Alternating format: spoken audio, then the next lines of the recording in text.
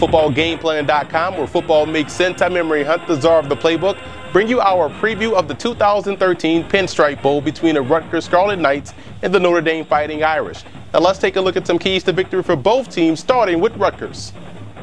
The Rutgers Scarlet Knights coming to this bowl game with a 6-6 record, and offensively their biggest struggles have been in the passing game in both quarterback play and pass protection. But the bright spot has been the play of both tailbacks Paul James and Justin Goodwin, who's a freshman. And their best bet offensively versus Notre Dame will be with that running game, and I believe that's where Rutgers has an opportunity to be successful. And if they're able to get that going, the passing game would have the benefit of operating off play action. Now, defensively, the Scarlet Knights have been consistent all year long. They've been able to get pressure on the quarterback, and they play great team defense versus the run. In this game versus Notre Dame, it's imperative that they're able to take advantage of the opportunities to make plays. Rees will give a defense at least 3 opportunities to make a big play, and it's up to you to capitalize. And coupled with that, the biggest battle Rutgers has to win defensively is in the trenches. If they can disrupt that timing of the passing game of Notre Dame, they can have a lot of success versus the Irish.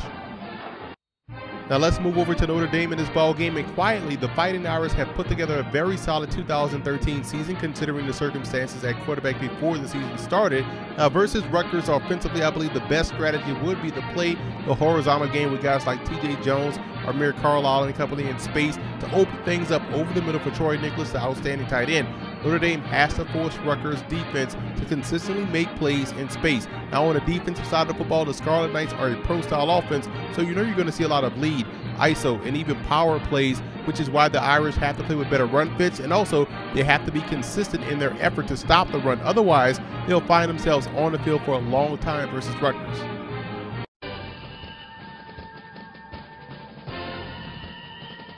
The X factor in this ball game for Rutgers will be wide receiver Brandon Coleman. If they can find ways to get him involved early, whether that's on the flanks or on the inside, I think he can have a huge impact in this ball game in neutralizing that pass rush that Notre Dame is going to bring. So they have to find ways to get Coleman the football in order to have some success on offense. And the X factor in this game for Notre Dame will be quarterback Rees. He has to protect the football, and he has to keep this offense on pace. Rutgers is an aggressive defense that will come after Rees and try to generate a turnover to get the ball back for their offense. If Rees can protect the football, Notre Dame can have a lot of success on offense.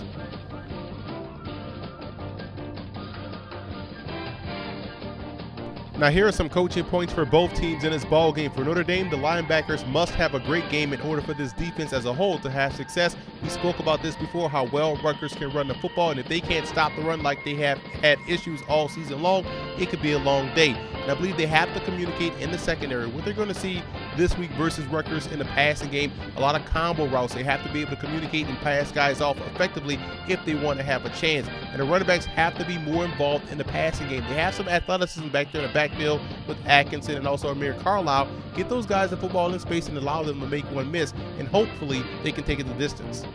And for the Scarlet Knights, you have to stay aggressive versus Rees. Force him to make a bad decision, force him to throw into a trap defense, and that's how you can come away with the football and give your offense a short field to work with. And you want to move the pocket and play small ball. I think they can dink and dunk their way down a football field in the passing game, and also try to move the pocket to give the quarterback different launch pad spots to be successful. And the guards must win up front. That's both guys, Lowry and Johnson, and both guys are excellent in run blocking. And you know, against a 3-4 defense, you have to own the 2-5 techniques, and you have to get the nose tackle block, which is why I believe the guard play will be vital to team success this week versus Notre Dame.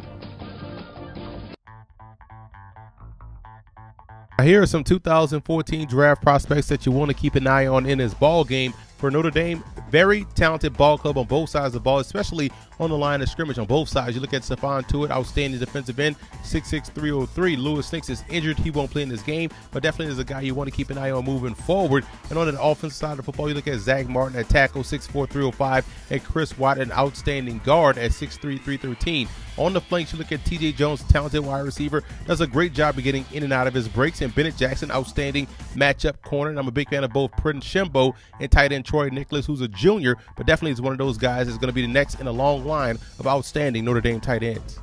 And for Rutgers, you look at Brandon Coleman, a guy that reminds me a lot of Plaxico Burress, at 6'6", 220 pounds, just needs more targets and better quarterback play. That's why he's having a down year, but he definitely can high point the football and also does a great job in walling off defensive backs. And when you look at the Merrill brothers, both Jamal and Jamil on the defensive side, Jamal is a linebacker, 6'4", 230, does a great job blitzing, and Jamil brings tremendous speed off the edge as a defensive end at 6'4", 255. And on that interior offensive line, Caleb Johnson and Antoine Lowry, who's a backup, both guys, in my opinion, are great in the running game. And keep an eye on safety Jeremy Deering, outstanding prospect that shows tremendous range from sideline to sideline, a 6'2", 200-pound senior.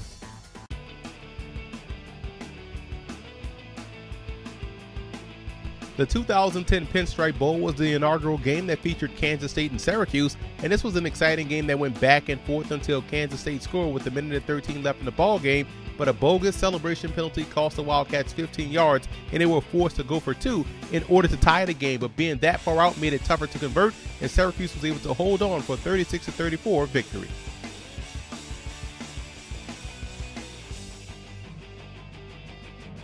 In the 2008 PapaJohns.com Bowl, Rutgers played North Carolina State for the first time in school history, and it looked like the Wolfpack would run away with this contest after taking the 17-6 lead into the locker room, but their stud quarterback Russell Wilson would not return, and Rutgers gained control as quarterback Mike Till hit both Taquan Underwood and Kenny Britt for touchdowns as the Scarlet Knights won 29-23.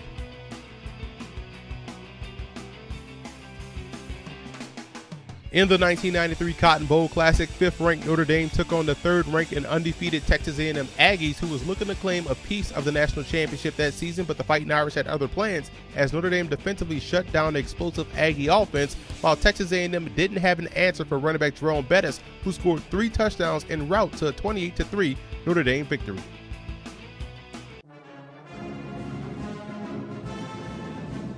Ron Allen was an outstanding defensive back and return specialist for the Scarlet Knights from 1988 to 1991, and he started 3 years at Rutgers where he scored 3 touchdowns on kickoff returns in his Scarlet Knight career, racking up consensus All-East Coast Athletic Conference honors as a senior.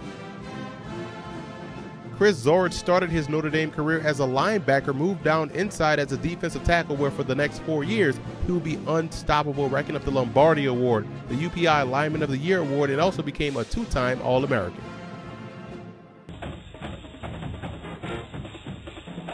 I like Notre Dame in this ball game. I believe their defense will do a great job versus that Rutgers Scarlet Knight offense, whether it's Chris Dodd or Gary Nova leading the way. Both quarterbacks, in my opinion, will end up struggling. And we look at the defense side of football, you look at what they do well. They can apply pressure and they can cover well on the back end. So I think they'll do a great job, and also taking away Brandon Coleman. So I see the Notre Dame Fighting Irish coming away the 2013 Pinstripe Bowl champions.